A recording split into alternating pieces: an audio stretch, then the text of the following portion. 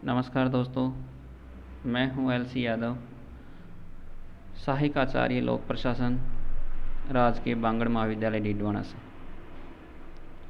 आज का ये वीडियो बीए पार्ट थर्ड के विद्यार्थियों के लिए प्रस्तुत है। बीए पार्ट थर्ड के प्रथम प्रश्न पत्र प्रशासनिक विचारक से संबंधित ये वीडियो।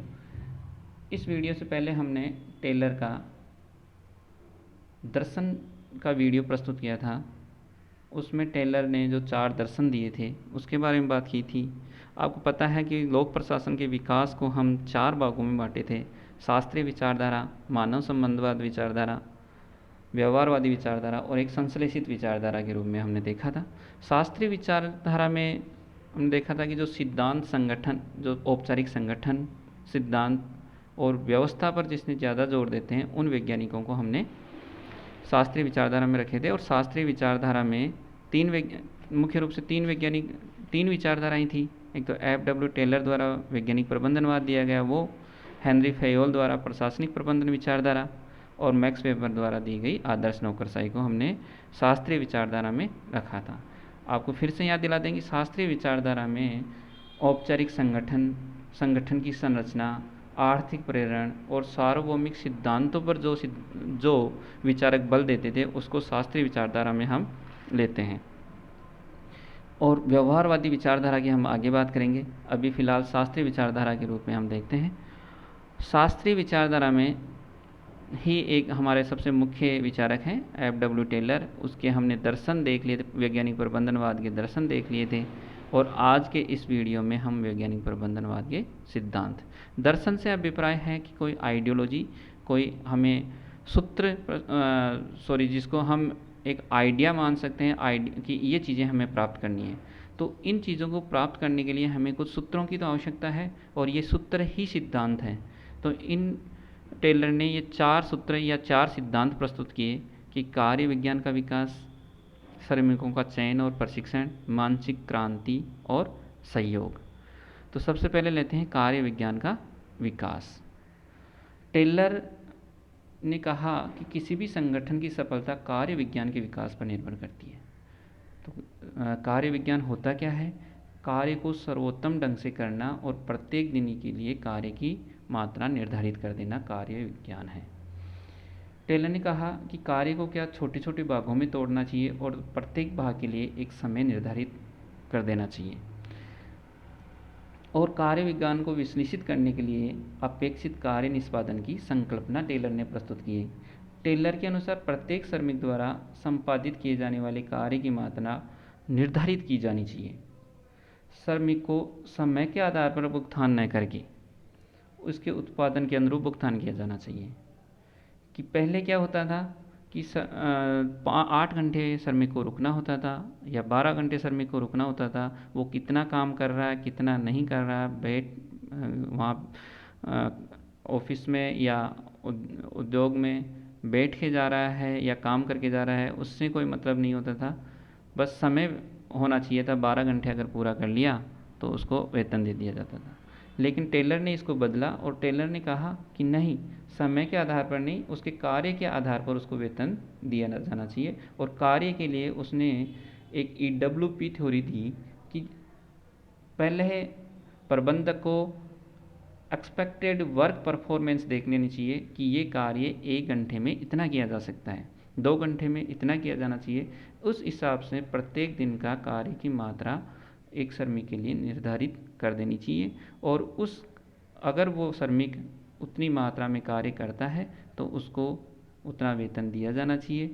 अगर उससे ज़्यादा कार्य वो श्रमिक करता है तो उसको बोनस प्रस्तुत करना चाहिए, बोनस देना चाहिए, क्योंकि वो EWP जो एक्सपेक्टेड वर्क परफॉर्मेंस है उससे ज़्यादा कार्य कर रहा है तो उसको पैसे भी ज़्यादा मिलनी चाहिए। अगर वो EWP से कम कार्य कर रहा है, यानी एक्सपेक्टेड वर्क परफॉर्मेंस है, एक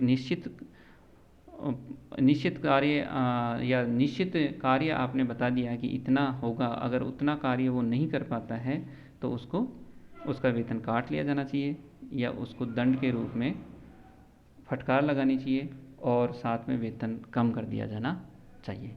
ये था उनका कार्य विज्ञान का विकास। उसके बाद में दूसरा सिद्धांत दिया कि श्रमिकों का चयन और प्रशिक्षण।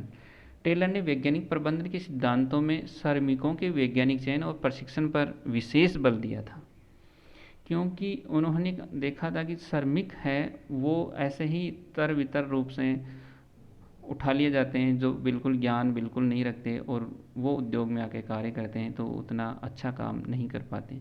तो उन्होंने दो बातों पर ध्यान दिया कि श्रमिकों का चयन करते समय ये ध्यान रखा जाना चाहिए, पहला तो इनका फिजिकल फिटनेस देखी जानी चाहिए कि जो श्रमिक हम जो कार्य कर रहे हैं उद्योगों में उसके अनुसार उसका फिजिकल फिटनेस है या नहीं है। दूसरे स्तर पर वो हल्का फुल्का उससे संबंधित ज्ञान रखता है या नहीं है। तो इसके लिए एक क्षमताओं के लिए एक परीक्षा ली जानी चाहिए उसकी, और उसके बाद में योग्यता उसकी बढ़ाने के लिए या उसकी क्षमता को बढ़ाने के लिए उसको समय समय पर एक प्रशिक्षण दिया जाना चाहिए ताकि श्रमिक उस उद्योग में अच्छे से काम करें। क्योंकि इन्होंने सबसे पहले देखा था श्रमिक को एक श्रमिक न मानकर उसको क्या माना जाना चाहिए, उसको एक संसाधन माना जाना चाहिए, और संसाधन को प्रशिक्षण द्वारा उसकी योग्यता को और उसकी क्षमता को प्रशिक्षण देकर बढ़ाने का प्रयास किया जाना चाहिए। इसके बाद में आते हैं मानसिक क्रांति। मानसिक क्रांति समझने से पहले हमें यह समझना चाहिए कि मानसिक क्रांति है क्या। एक तरह से मानसिक क्रांति दृष्टिकोण में परिवर्तन अर्थात चेंज इन व्यूज़।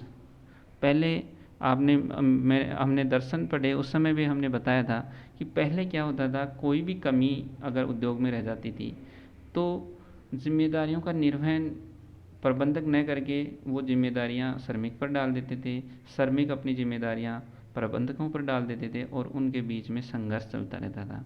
तो इस व्यूज़ को चेंज करना ही मानसिक क्रांति थी कि इस दृष्टिकोण में बदलाव लाना चाहिए कि श्रमिक प्रबंधकों को अपना दुश्मन समझते हैं और प्रबंधक श्रमिकों को अपना दुश्मन समझते हैं, एक दूसरे के कट्टर विरोधी हैं, जबकि उनको काम मिलकर करना है। तो इस दृष्टिकोण में परिवर्तन लाना ही मानसिक क्रांति था। अब मानसिक क्रांति कैसे ला सकते हैं कि प्रति इकाई उत्पादन लागत कम करना, और वो कैसे की जा सकती है, अगर आप श्रमिकों का चयन सही ढंग से करोगे, तदर्थवाद के स्थान पर विज्ञानवाद लाओगे तो प्रति इकाई उत्पादन लागत कम हो जाएगी।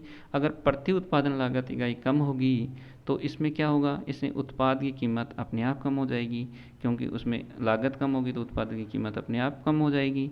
और उत्पाद की अगर कीमत कम होगी तो मार्केट में उसका स्तर बढ़ेगा और उत्पाद की मांग अपने आप बढ़ने लगेगी। अगर उत्पाद की मांग बढ़ेगी तो आपको उत्पादन भी ज़्यादा करना पड़ेगा, और उत्पादन ज़्यादा होगा तो ऑटोमेटिक आपका लाभ बढ़ेगा। लाभ बढ़ेगा तो श्रमिक और जो प्रबंधक है उनके मध्य जो लाभ का आवंटन किया जाता है वो अच्छा होगा, दोनों को लाभ अच्छा मिलेगा, तो उस लाभ आवंटन की समस्या का निदान अपने आप हो जाएगा। और ये मानसिक क्रांति आपको पता है कि कार्य विज्ञान का विकास वैज्ञानिक ढंग से चयनित प्रशिक्षित श्रमिकों आदि को समीप लाकर ही की जा सकती है। अब हम आगे बात करते हैं सहयोग की। सहयोग, क्योंकि जो श्रमिक और प्रबंधक हैं वो दोनों एक दूसरे को विरोधी या अपना दुश्मन मानते थे और अपनी जिम्मेदारियों को खुद न निर्वहन करके दूसरे के ऊपर टालते थे, और इनके लिए उन्होंने एक सिद्धांत दिया कि सहयोग लाओ, और सहयोग तभी विकसित होगा जब जिम्मेदारियों का उपयुक्त आवंटन हो। और उपयुक्त आवंटन आपको पता है कि प्रबंधक की स्थिति ज़्यादा मजबूत होती है और प्रबंधक को ज़्यादा वेतन मिलता है। अगर प्रबंधक को ज़्यादा वेतन मिलता है तो जिम्मेदारियां भी उसको ज़्यादा निभानी चाहिए।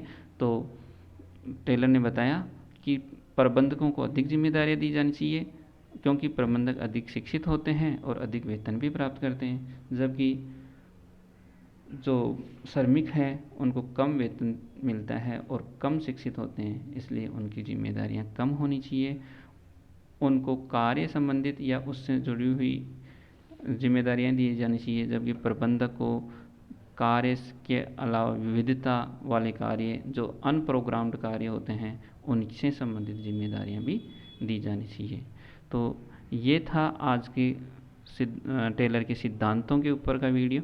इसके महत्वपूर्ण, आइए अब हम देख लेते हैं इसके महत्वपूर्ण प्रश्न। तो सबसे पहला क्वेश्चन है, टेलर के कार्य विज्ञान का विकास सिद्धांत से आप क्या समझते हैं? आपको कार्य विज्ञान का विकास समझाना है, EWP।